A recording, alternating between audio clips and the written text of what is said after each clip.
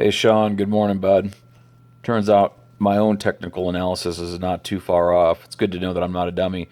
I'm going to play you a 7 minute video, just give you a good grasp of where the market's sitting.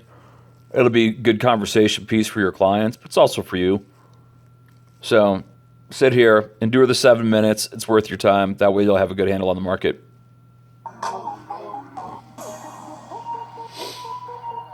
This is Barry Habib. He's from MBS Highway. He's one of the better technical analysts in the industry.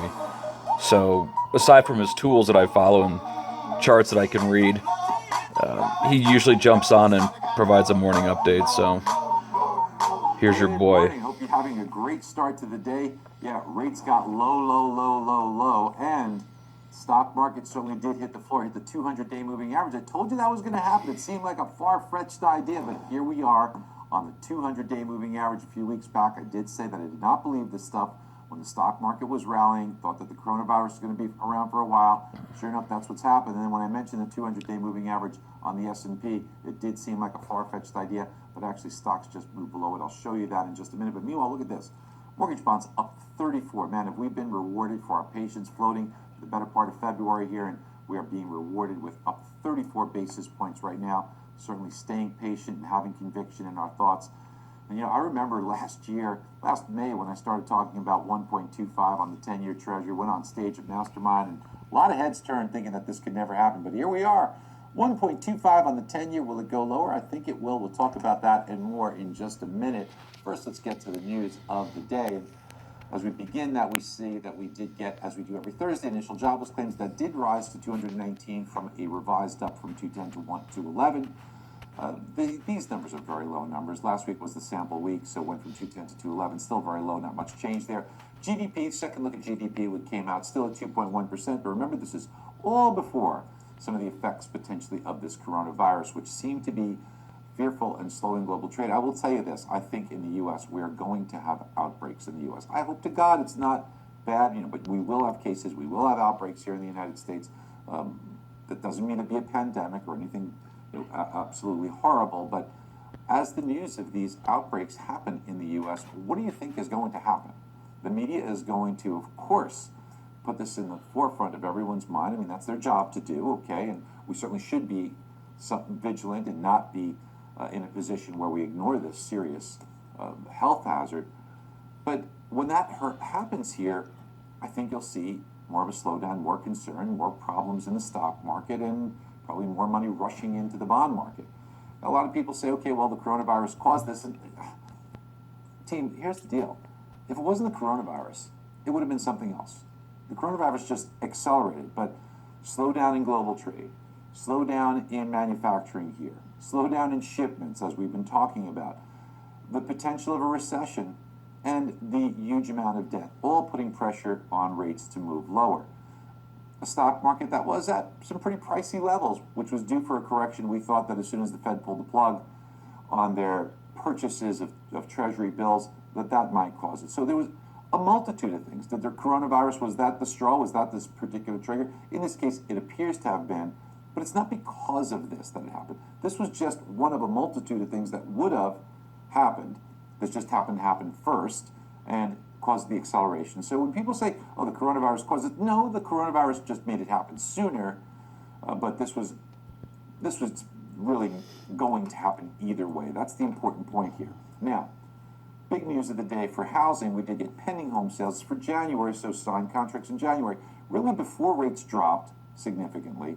And this is an important number because signed contracts in January is typically a time when you don't see as much spring activity.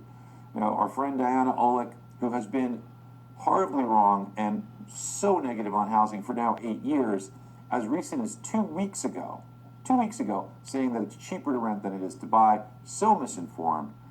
And when we talk about the housing market, it has been so strong, and this number is such a great number that we got today on pending home sales for the month of January, expecting it to be up 2.2, was up 5.2%. Up 5.7% year over year. Diana Olick still fumbling and trying to make excuses. Warmer weather and this, not saying, hey, we've got a really good housing market, which is what we do. There is simply more people that want to buy homes and need to buy homes than there are homes available. It's that simple. This is a demographic issue. Of course, great low interest rates are certainly not hurting it, it's helping it. However, what if we had more inventory out there? The amount of sales would be greater, maybe appreciation wouldn't be as fast, but we have a wonderful environment and you have to get the word out to your customers, not to listen to the media. All right, I want to show you what's going on because there's a lot going on in the markets as far as where we are headed on the rate front. So first of all, we have here the 10-year Treasury. Remember I said once we break underneath that 1.37, it's going to happen fast. It's going to happen fast because we're truly in no man's land now, and that's where we are. So you see here 1.25 on the 10-year Treasury, just breaking underneath all these levels.